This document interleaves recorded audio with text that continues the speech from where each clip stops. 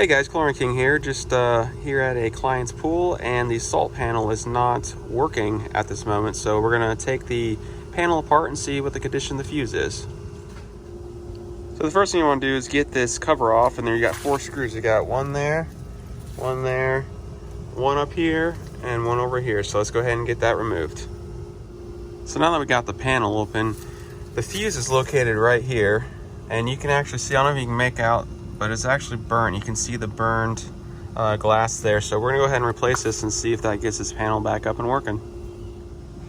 So now we got a brand new fuse in place. So all we're gonna do is take this phone cable, plug it back here into the board for the display board, and then go ahead and put this back onto there.